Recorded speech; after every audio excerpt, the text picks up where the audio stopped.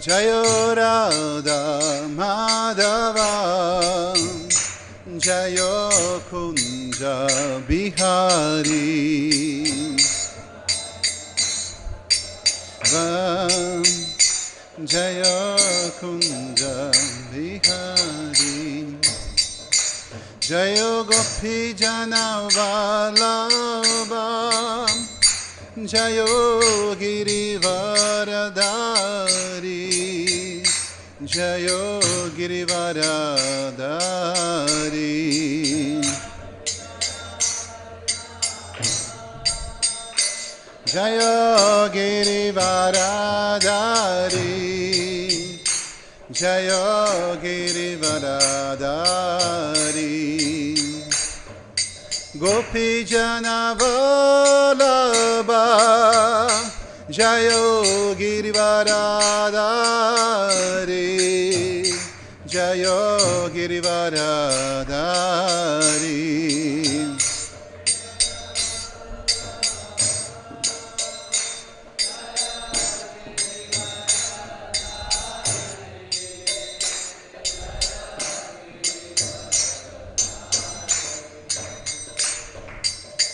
Yashodanandana Braja Janaranjana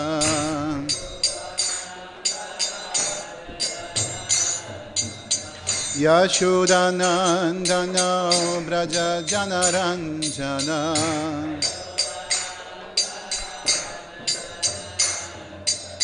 Yashodanandana Braja Janaranjana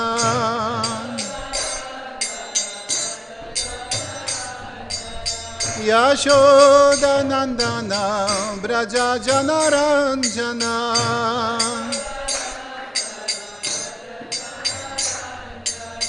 Yamuna Tira Vanachari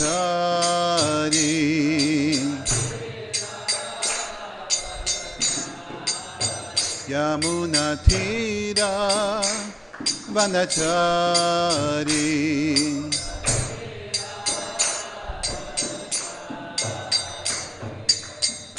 Jayo Radha Madhava Jayo Kunja Bihari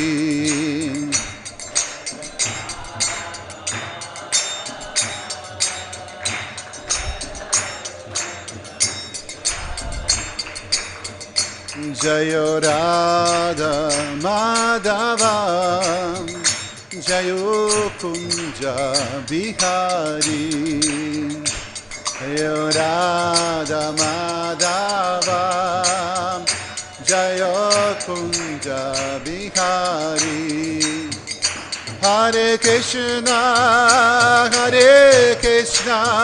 Krishna Krishna Hare Hare Hare Ramo Ramo Ramo Hare Hare Hare Krishna Krishna Krishna Hare Hare Hare Ramo Ramo Ramo Hare Hare Hare Krishna Krishna Krishna Hare Hare Hare Ramo Ramo Ramo Hare Hare Hare Krishna Krishna Hare Hare Hare Ramo Ramo Ramo Hare Hare Jayo Radha Madhava Jayo Radha Madhava Jayo Radha Madhava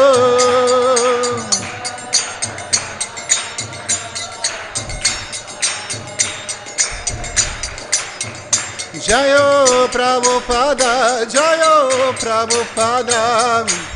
Prabhupada Srila Prabhupada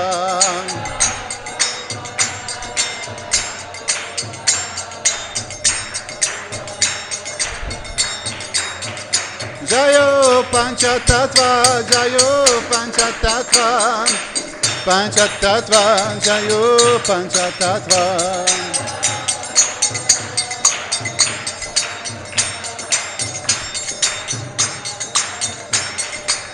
Nisimhadev, Nisimhadev, Nisimhadev, Jayo Jai Nisimhadev.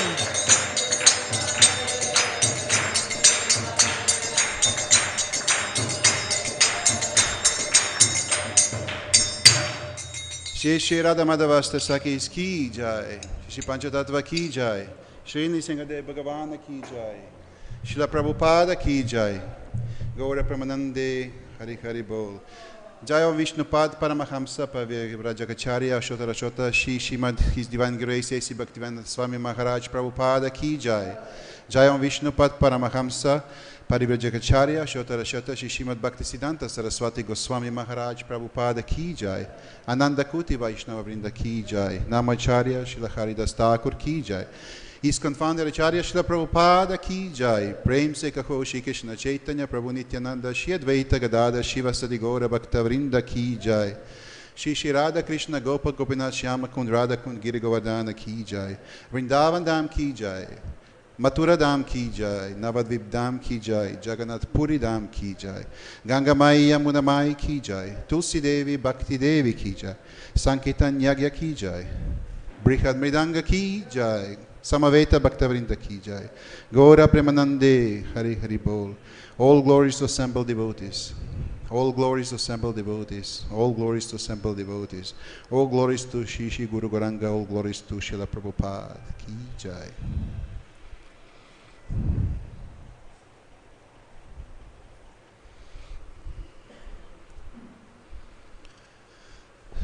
Om Namo Bhagavate Vasudevaya. Om Namo Bhagavate Vasudevaya. Om Namo Bhagavate Vasudevaya.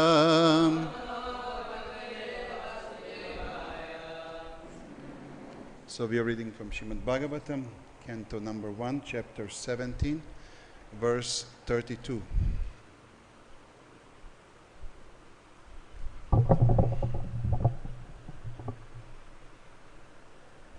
Tvām vartamānaṁ nara-deva-deheṣv anupravṛtto ñam adharma-pūgaḥ lobho nṛtaṁ cauryam anāryam aṁho jyeṣṭhā māyā kalahaś dambhaḥ tvām vartamānaṁ nara-deva-deheṣv tvām vartamānaṁ nara-deva-deheṣv anupravṛtto adharma-pūgaḥ anupravṛtto adharma-pūgaḥ lobho nṛtaṁ cauryam anāryam aṁho lobho nṛtaṁ cauryam anāryam aṁho jyeṣṭhā māyā kalahaś dambhaḥ jyeṣṭhā māyā kalahaś dambhaḥ tvām vartamānaṁ nara-deva-deheṣv anupravṛtto adharma-pūgaḥ lobho nṛtaṁ cauryam anāryam aṁho jyeṣṭhā māyā kalahaś dambhaḥ. Prabhus.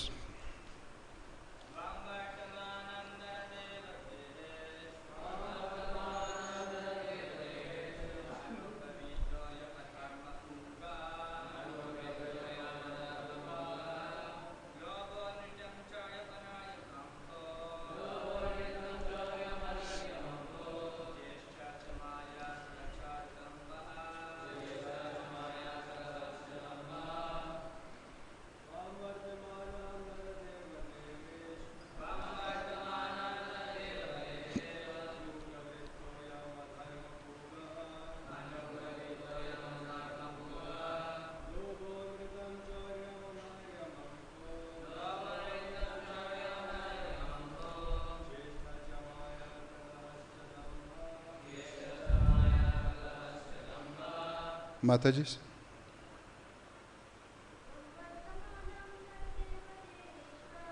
Tvām vartamānaṁ nara-deva-deheṣv anupravṛtto adharma-pūgaḥ lobho nṛtaṁ cauryam anāryam aṁho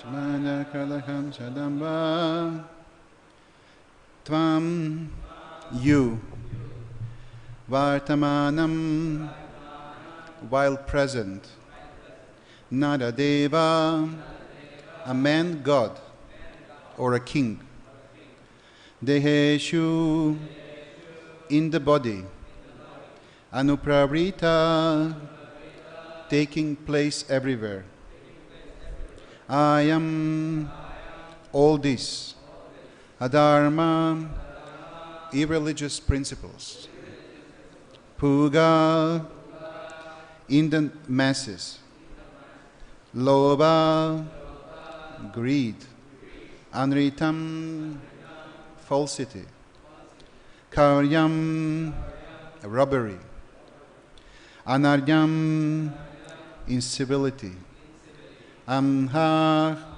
treachery, jyeṣṭhā, misfortune, and māyā, cheating, kalahaś, quarrel, and dambhaḥ, vanity. Translation: if the personality of Kali, a religion, is allowed to act as a man-god or an executive head, certainly irreligious principles like greed, falsehood, robbery, incivility, treachery, misfortune, cheating, quarrel, and vanity will abound. Purport by His Divine Grace A.C. Bhaktivedanta Swami Prabhupada.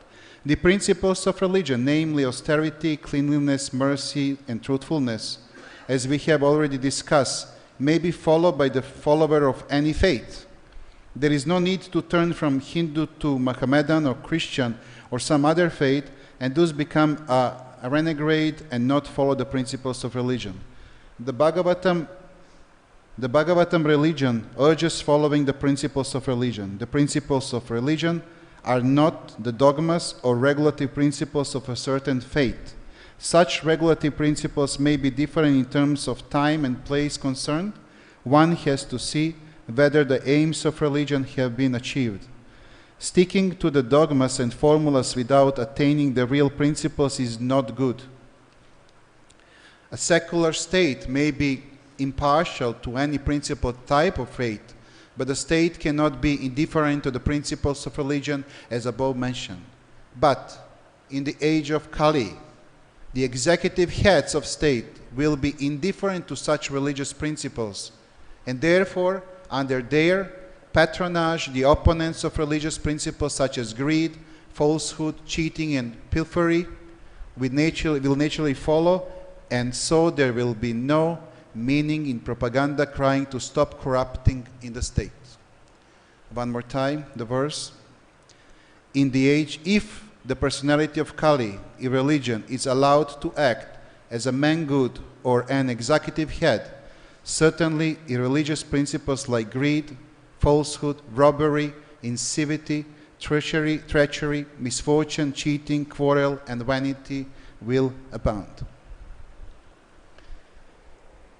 Namo Vishnu Padaya Krishna Prishta Bhutale Shrimate Bhaktivedanta Swami Niti Namine Namaste Saraswati Deve Gauravani Pracharnya Nirvishesha Shunyavadi Prasatya Desha Tarine Jai Shri Krishna Chaitanya Prabhu Nityananda Shri Advaita Gadatara Shiva Sadi Gaura Bhaktavrinda Hare Krishna Krishna Krishna Hare Hare Hare Rama Rama Rama Hare Hare Vanchakalpatarubhyasya Kripa Sindhupevacha Patitanam Pavanebhyo Vaishnavebhyo Namo Namaha. Srimad Bhagavatam ki jai, Srila Prabhupada ki jai. So, basically, since end of chapter 16, continuing in chapter 17, we start to discovering some very important facts and important knowledge for all of us to understand since we are already in age of Kali, in the Kali Yuga. In Srimad Bhagavatam 12.2.1, it's actually explained just the glimpse of what we can expect in Kali Yuga. Shishuka vacha tatas charudinam dharma satyam shaucham kshamadaya kalena balina rajan naikshatru ayur balan smriti.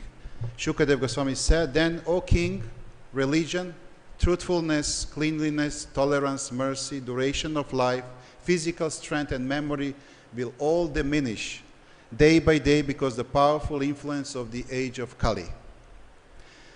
Now the big question here is, first of all, you are mostly following where we are at the moment in Srimad Bhagavatam with Maharaj Parishit coming to the bank of Saraswati River, and he's seeing that Shudra, who is dressed as a Kshatriya, is torturing one cow and one bull.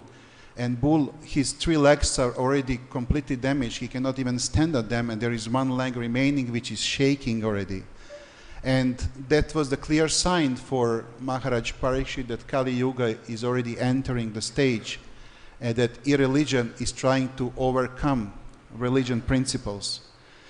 So now for us who are much further than when Lila happened with Maharaj Parikshit, who are already in the middle of age Kali, it's not middle, it's still beginning, but it's progressing very fast, as you can all witness. It's very important to understand what are religious principles and how to overcome this inconvenience of age of Kali. And therefore, I collected certain materials that I would love to share with you, because it's a very simple way, at the same time very clear way through Shastras, how we can avoid and how we can minimize the impact of age of Kali in our lives as devotees. So now, first question is, can we at all understand religious principles? We know a theory. We can discuss a lot about many principles, about truthfulness, about being merciful and everything, but can we really understand that? It's very tricky, it's very difficult to understand. In Srimad Bhagavatam 6.3.19 is explained something which was very interesting to hear. That we cannot claim that we know Dharma. Whoever claims that he knows Dharma, whoever claims that he can recognize Dharma, he lives in illusion. It's very hard to recognize it. We can discover the certain symptoms, so we can follow the certain guidance that we can get in the books, but we cannot really recognize what is the Dharma. It's written, Dhammam tu shaktat bhagavat panitam in 6.3.19. And translation is real religious principles enacted by Supreme Personality of Godhead. Although fully situated in a mode of goodness, even the great rishis who occupy the topmost planets cannot ascertain the real religious principles, nor can the demigods or the leaders of Siddhaloka, to say nothing of asuras, ordinary human beings, vidyadharas and charanas. So now the question is, if we cannot recognize what is Dharma, how we can follow Dharma, how we can follow religious principles? Well, there are certain directions that we can follow, and that we know that we are on the right path. And also in others we can recognize whether they have certain symptoms, and we can recognize whether somebody is following Dharma or not. Doesn't mean that we understand what is Dharma, but we understand that we are on the right path. So this is the right formulation of what we can understand and what we can achieve. Now, it's a very interesting story about legs of bulls, as most of you know, all of you probably from here. In the age of Satya Yuga, that bull which remained on 1 leg was given originally 4 legs, right? And those 4 legs are actually 4 principles of religion, which are austerity, cleanliness, mercy, and truthfulness. So in the age of Kali, Maharaj Parikshit, he saw that actually only 1 leg which was still there, which was shaking, was truthfulness. All other religious principles diminished, disappeared, was beaten by irreligion.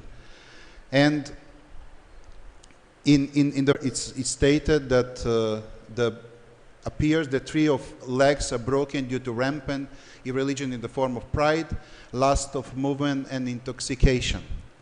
So those are some of very developed unhealthy habits which we have in the Kali Yuga. And we can witness even is becoming part of religion. It's part of culture, sorry, not religion, part of culture. We can see it everywhere. I remember even one of the reasons why I moved to India is because West was already contaminated a lot.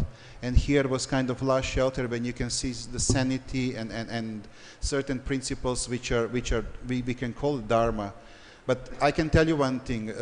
Calcutta, for example, 20 years ago and today, they're not two same cities.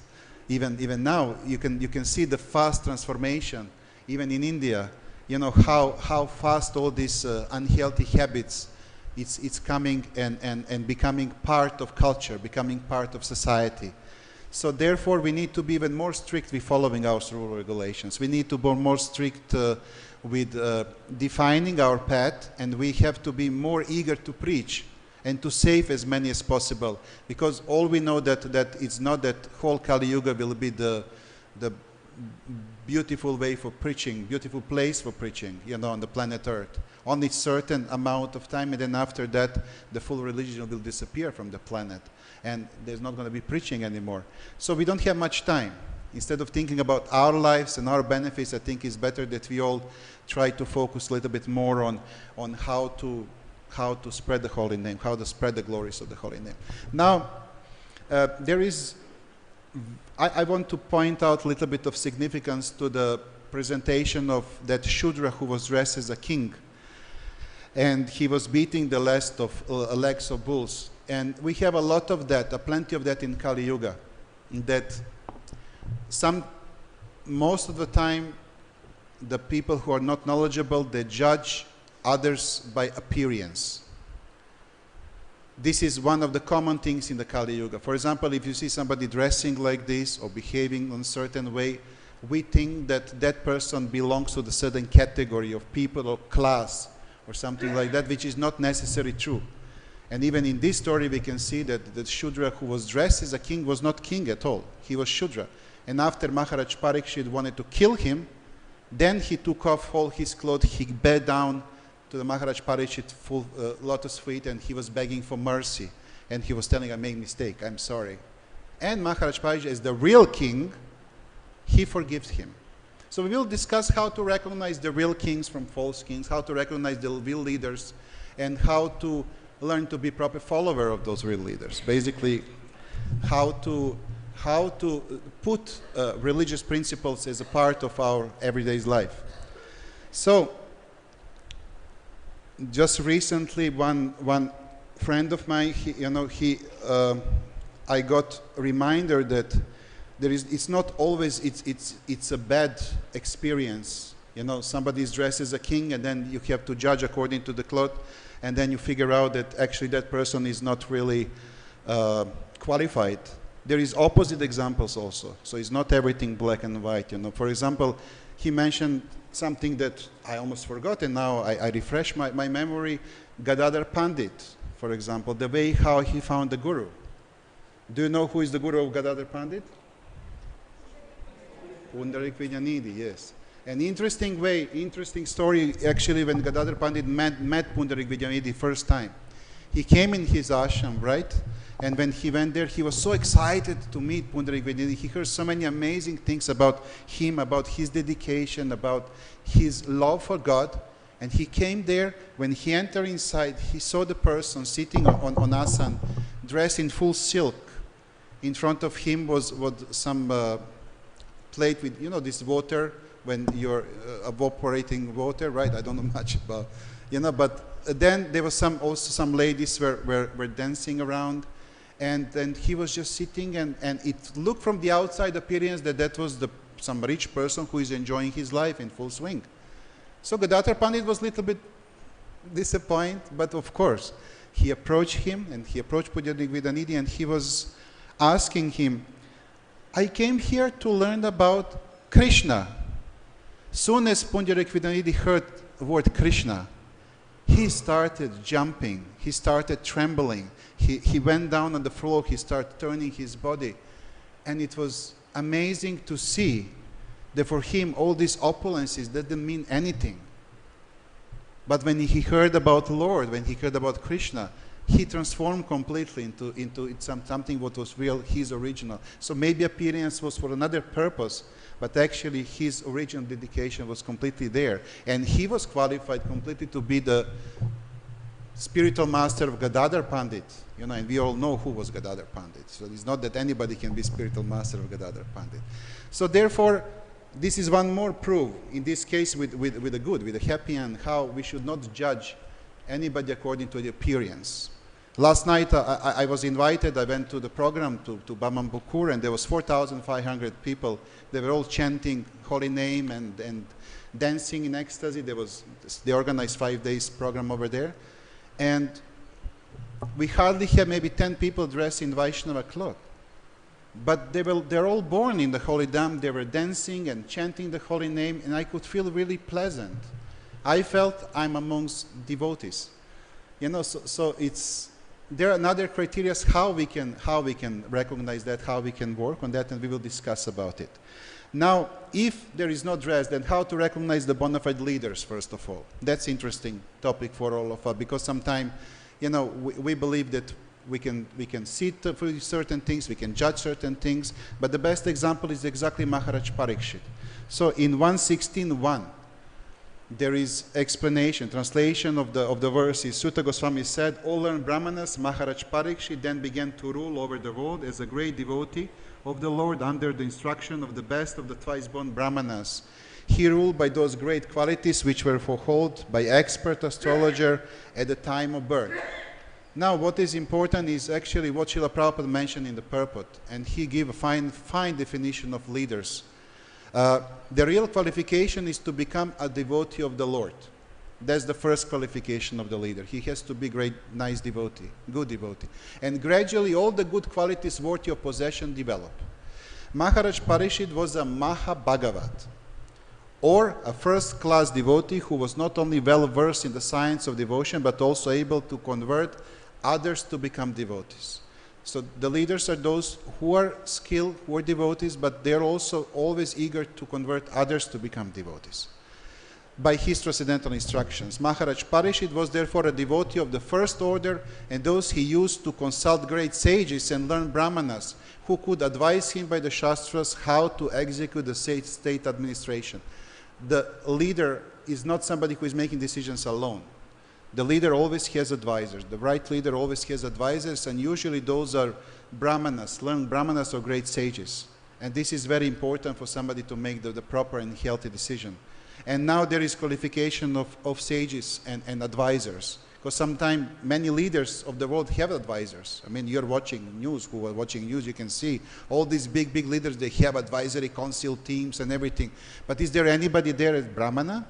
Is anybody there as a sage? One of the biggest qualifications is they do not accept salary. Advisors never accept salary. That's important, because if they're accepting, they're not qualified advisors. You know, so I don't know anybody from administration of some great leaders who doesn't accept salary. They are actually increasing all the time. It's opposite direction. So members of the council were either great sages or brahmanas of the first order. They did not accept any salary, nor had they any necessity for such salaries.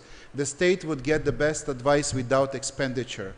Themselves, they were sarmadarshi, equal to everyone. This is another characteristic of proper benefit advisors, equal to everybody, both man and animal. They were all self-realized souls, and they knew perfectly well how all living beings in the state will be happy, both in this life and in the next life also. They were not concerned with the hedonistic philosophy of eat, drink, be merry, and enjoy. They were philosophers in the real sense, and they knew well what is the mission of human life. All those characteristics are advisors of the king. Under all this obligation, the advisory council of the king would give correct directions, and the king or executive head, being himself a qualified devotee of the Lord, would synchronizingly follow them to the welfare of the state. Now, on the end of this purpose, Srila Prabhupada was saying that the perfect example was Maharaj Parikshit and Maharaj Yudhishthira. And the main way how to recognize if somebody is successful leader or manager or leader of the state, whatever, is how happy are people who are living in the kingdom. And there is explanation that no one was unhappy in the kingdom of Maharaj Parikshit. No one was unhappy in the kingdom of Maharaj Yudhishthira. Everybody was happy. There were certain disturbances always, there were certain problems, but everybody was generally happy. This is the main mirror, the main way how we can recognize if somebody is a successful leader or not. Now, the 4 principles of religion, again, we're having austerities, we have cleanliness, mercy, and truthfulness. And although it's mentioned that 3 are not working in Kali Yuga, they are basically damaged, broken, there is still the ways how we can have all 3 in our lives present as devotees, as Vaishnavas. And the 4th one, truthfulness, of course, as well. So I will give you some verses and some examples how we can incorporate all 4 religious principles in our life. Now, first principle is austerities. In lecture on Srimad Bhagavatam, he gave the class in Vrindavan, 1976, October 25th, Srila Prabhupada. Srila Prabhupada mentioned that in the Kali Yuga, people cannot undergo very severe austerities. It's not the right yuga for huge austerities. That is impossible for them because mandak shumanda matayo manda bagarya hiu parutar. This is Srimad Bhagavatam 1.1.10. They are already very much suppressed and suffering because they are all unfortunate manda bhagya. This is the proper word for us, manda bhagya, those who cannot follow austerities properly. But in the next sentence, Srila Prabhupada is giving answer what we supposed to do to be able to follow properly austerities. The main austerity of Kali Yuga is they have to surrender to Mahatma. This is austerity. We need to understand 2 words here. One word is surrender. What does it mean, surrender? Second word is Mahatma. What does it mean, Mahatma? If we want to follow austerity properly. Then, in explanation of Mahatma, in Bhagavad-Gita there is the verse 1854, which states, one who is thus transcendentally situated, one who realizes the Supreme Brahman, he never laments nor desires to have anything. He is equally disposed to every living entity. In that state, he attains pure devotional service unto me. And Srila Prabhupada stated this is the perfect explanation of somebody who is Mahatma. That means, again, one who is transcendentally situated and realizes the Supreme Brahman. He never laments nor desires to have anything. He is equally disposed to every living being. In that state, he attains pure devotional service unto me, that means unto Krishna. And Mahatma in our case means spiritual master. Means we have to be connected with Krishna through our spiritual master, who is connected to his spiritual master, and like that. And if spiritual master is a bona fide spiritual master, I always point out that word bona fide is very important. It's not that anybody can be a spiritual master. It has to be bona fide. A bona fide spiritual master means Mahatma. So we can call different people Mahatmas. We can call Mahatma, we have history Mahatmas, right? But the point is that real Mahatma is somebody who is on the level of pure devotional service. Now, about cleanliness, there are different understanding about what does it mean being clean, having the cleanliness as part of life, as a religious principle. In the class in Bombay, 1974, November 16, Srila Prabhupada was giving a class, and he was discussing about what is the process of bhakti, and then he gave a big part of class about cleanliness. And I don't want to speculate, that's why I brought all these materials, because I want to mention word by word, because it's very important to even follow the names, how Srila Prabhupada explained that. He said that the process in the mind has to be cleansed of all dirty things. Mind is the friend. Mind is also enemy of everyone. If it's cleansed, then it's friend. If it's dirty, then it's enemy. Just like if you keep yourself unclean, then you contaminate some disease. And if you keep yourself clean, then you don't contaminate. If you take action remaining, therefore, according to Vedic civilization, one has to cleanse himself 3 times a day, 3 sandhya, morning, early in the morning, again in the noon, and again in the evening. So cleanliness is next to godliness. Actually, our material conditioned life means the mind is covered with dirt, all unclean, dirty things. That is the disease. When we are in the lower stage of tamaguna or rajaguna, these dirty things are very much prominent. Therefore, one has to raise himself from the position of tamaguna and rajaguna to sattvaguna. The process is recommended how to clean the mind. Shivatam sva kata Krishna punya shravana kirtana. Srimad Bhagavatam 1:2:17. One has to hear the Krishna kata. Krishna with everyone's heart, and when he sees that conditioned soul, purport goes further, but we got the answer to our question. If we want really to clean our mind, first we have to accept that it's not clean. Then second is we have to accept that only process and the main process, beside of course chanting the holy name, is hearing the Krishna Katha. It's extremely important. It's something that we have to take very serious. It's something we have to take on the daily basis in our life. We cannot go without that because we have tendency to forget. We have tendency also to accept dirtiness very fast. Therefore, that process of cleaning needs to happen all the time. It cannot be, okay, now I'm 20 years in Krishna consciousness. I'm 30 years, I'm 50 years in Krishna. No problem. I don't need to read 1 month. I know everything. I remind myself from time to time. No. We need to go again and again and again. I know my spiritual master, he's calling a Japataka Maharaj. One day doesn't go that he doesn't ask devotees, can you please read for me? I want to hear. You know, he's going through the nectar again and again because he understands also that the main way to stay clean is actually to stay in that pure nectar of Krishna Katha. There is no other way. So please, whoever wants to be serious in Krishna consciousness, he needs to take that as a habit, as everyday duty. Srila Prabhupada didn't say to make some rule that we have to read 1 hour per day. He mentioned that because for our benefit. And then we getting, through that process, we get one of those religious principles, and that's cleanliness. Now mercy. Mercy is something very important. If we are not merciful, we cannot preach. Our movement is Sankirtan movement, right? What does it mean, Sankirtan movement? Sankirtan movement means we receive the knowledge and we share the knowledge. And second part is even more important because this is who we are. We are dasas. Dasa anudasa, servant of the servant. We're supposed to be servant of all living beings on the planet. And therefore, you know, being merciful should be in the core of one devotee's character.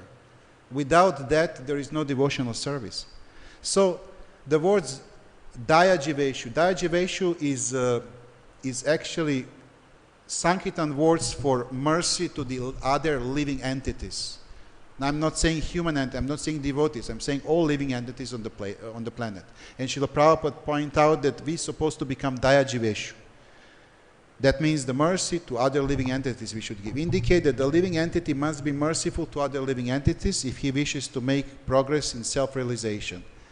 That means that we must preach this knowledge after perfecting himself and understanding his own position as an internal servant of Krishna. Preaching this is showing a real mercy of living entities. Other types of humanitarian work may be temporarily beneficial for the body, but because a living entity is spirit, soul, ultimately one can show him real mercy only by revealing knowledge of his spiritual existence. I have one good friend in Calcutta who is owner of one big company and he's very successful, and when we discuss about mercy, he was telling, you know, every time when it's a red light, you know, I open my window and I give donations to those beggars. You know, we have many beggars on the streets. And I remember this and I was telling him, look, this is a mercy. Obviously it's a mercy. That means you have a good heart. But it's not the real mercy. If you want the real mercy, you have to become devotee, you have to surrender, and then you have to share that mercy, because only that mercy has internal benefit for the other living beings. Because any other mercy is just temporary mercy. You give somebody 10 rupees, 30 rupees, that person will go buy something for that money, sometimes even maybe some things that we don't want even to see, you know, and that's it. This is end of the mercy. That person, when we see you then again, it will expect from you again few rupees mercy, you know. So it's not the real mercy. It's mercy with certain, the needs for the mercy are wrong. But if we are preaching, then really we are sharing the right mercy. That means we are giving the right mercy to others. The same mercy that we received. You know, somebody came to our life and he gave us some mercy. And again, I need to point out, because for me, the main person in my life where I learned about mercy was my spiritual master. You know, first time when I came to Mayapur, I remember it was certain transition in my life and in whole yatra, because some of our main gurus left the movement and there was so many turbulences going on. So we came, few of us, we came here, and I was not much interested for anything. You know, even I had another guru that I asked a couple of times to accept me. He was always telling me that I'm disciple of somebody else. Probably he can feel it, he can see. So I was a little bit discouraged. And there was that morning, there was a Vyasa Puja, not Vyasa Puja, sorry, there was Guru Puja of His Holiness Jayapataka Maharaj in Sulap kitchen there before. It was all the time there.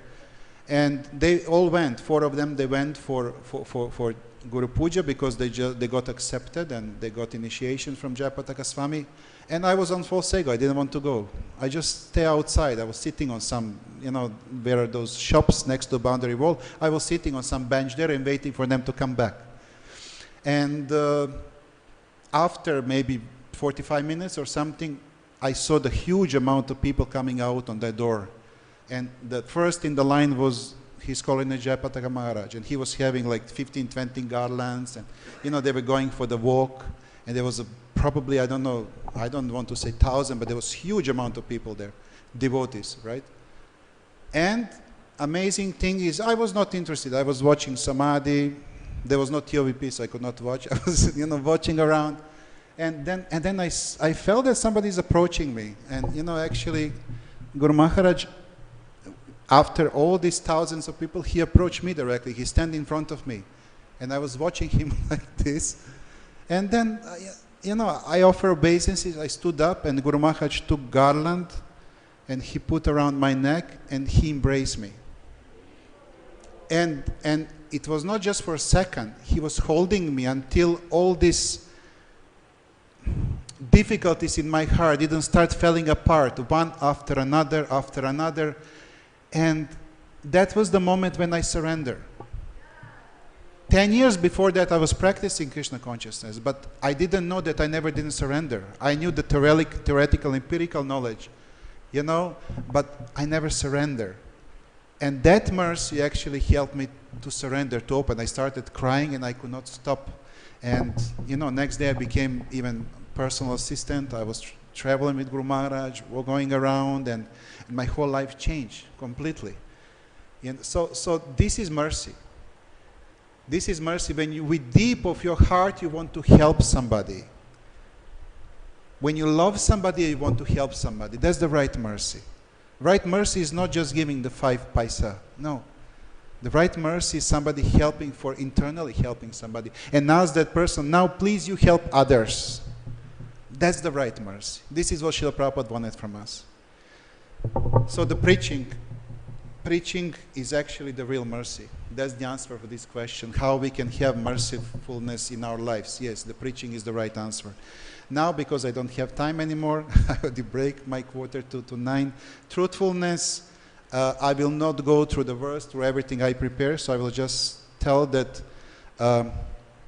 being truthful is, even if that leg is still shaking, it's still there. It doesn't mean it's easiest thing in the world. Being truthful is very hard in Kali Yuga. We all have tendency to, you know, to expand stories, to speculate, to change things. But the point is that truthfulness, or satyam, is very important also to be integral part of our lives. Because what does it mean, truthfulness? This is interesting. Bhagavad-Gita 10:4-5. Truthfulness means that the fact should be presented as they are for the benefit of others. Facts should not be misrepresented. According to social conventions, it is said that one can speak the truth only when it's palatable to others. Now, important thing about truthfulness, we need to know that truth needs to have benefit for others. If we are just stressing truth somebody in the face because we want to hurt him or we want to say something, truth is there, but is it beneficial for that person? Maybe, maybe not. So anytime we're presenting truth, we need to be very careful how we are presenting the truth, not to make Vaishnava aparat or any kind of aparat. The truth has to be presented on the way that the person can accept it and to have benefit for that person. Otherwise, even if you're saying the facts, if we are telling the facts, that's not truthfulness.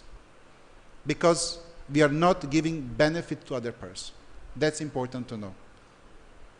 So basically now we went through 4 religious principles, and there is the way how we can implement those principles in our life, even if it's Kali Yuga. So I'll just go one more time through all 4 of them, and we just need to remember 4 words basically, right? Austerities, we have to surrender to Mahatma, to the spiritual master. Cleanliness, we have to listen, hear Krishna Katha, we have to read. Mercifulness, or becoming mercy, what we have to do? We have to preach. We have to become a preacher.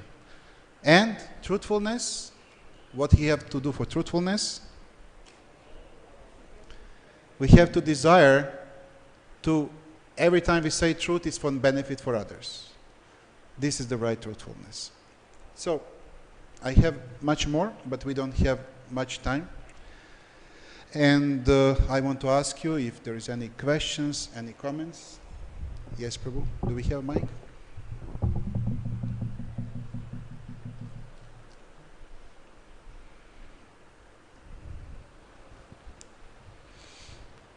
Thank you very much for the wonderful class, Prabhu. Thank you very much, Prabhu, for coming. Yes. Prabhu, just like Kali, he dressed up as a king, although he was a Shudra.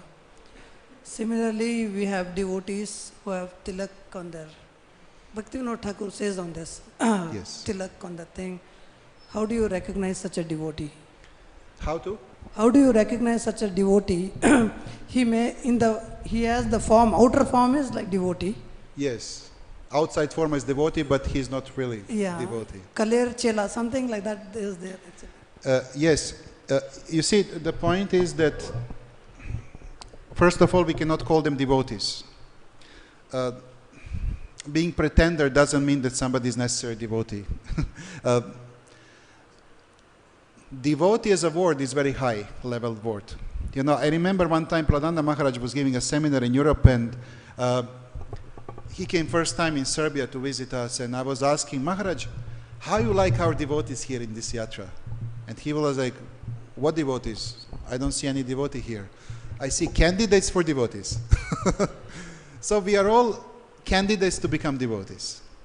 Devotees is very, we'll not go into details, we don't have time, but it's very high level.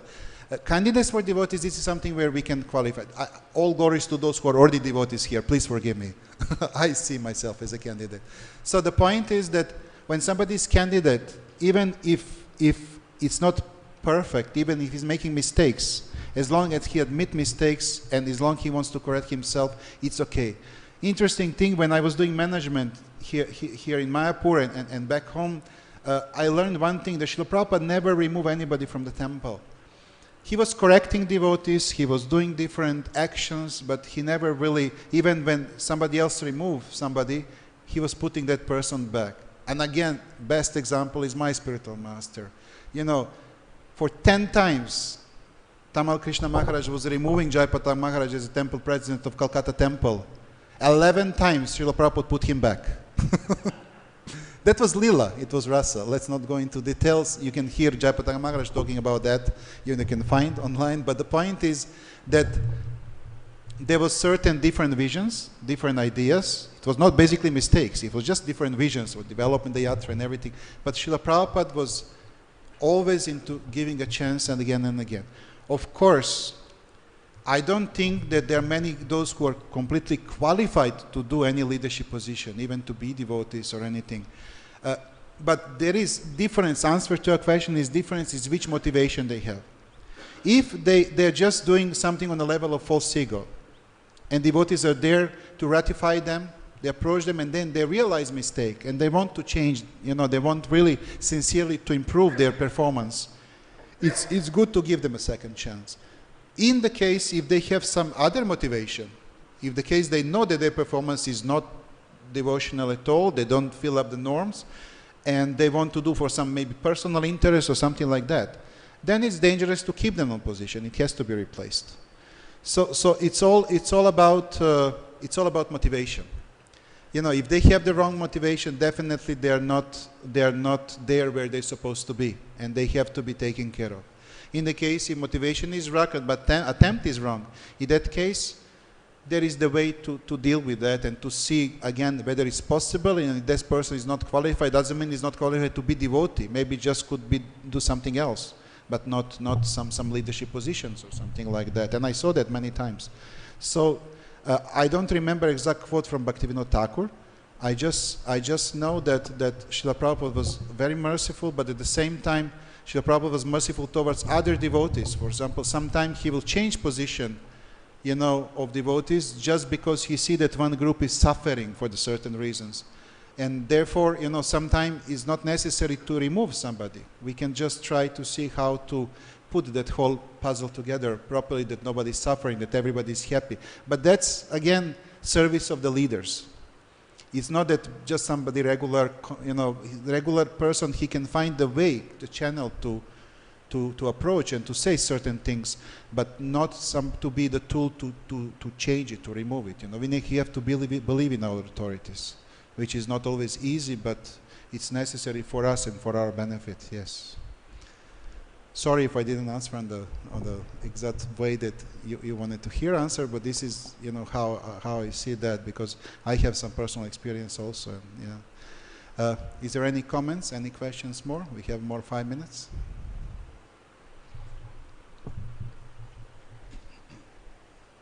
Yes, Mataji. Thank you very much. On this very nice explanation you gave about how important it is to listen to Krishna Katha every day. Absolutely. I have this question. We have this tendency, today's speaker is not very good, I'm not going to attend. Tomorrow's speaker is very nice, I will attend. Then again, third day we say, no, this person doesn't inspire me. So like this we pick and choose and come someday, don't come. But the scripture says, Nityam Bhagavata Sevaya. Yes. So can you please advise how to? Yes.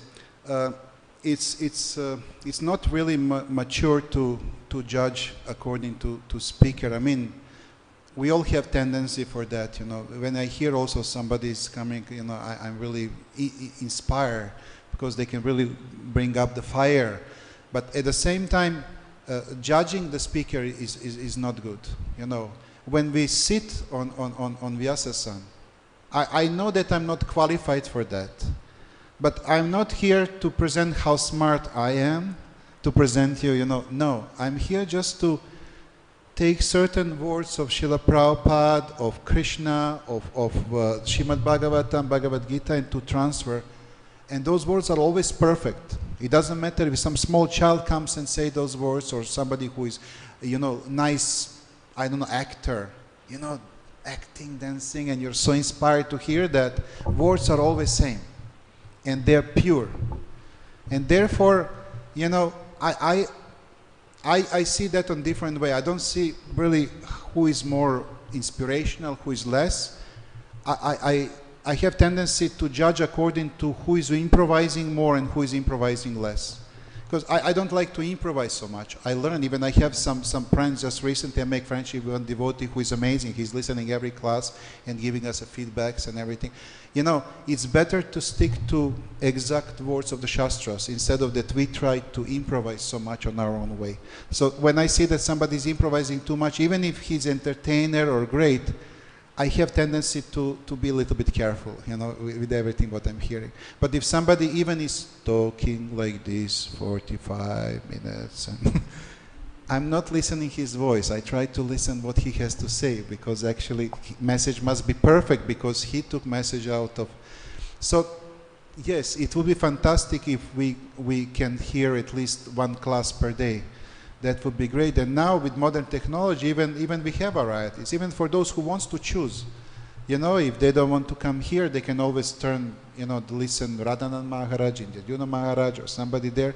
But disconnecting from the class itself, or disconnecting from Krishna Katha itself, that's dangerous. That's something that we should not use that excuse. Oh, today, this or that person is giving class, he's very boring, he never says really some fresh things, so I'm not going there, therefore I'm skipping today completely to hear Krishna Katha. That's not excuse for that. So if we want to bring a little bit colors, that's fine, but we should not use that excuse not to receive Krishna Katha. That's important.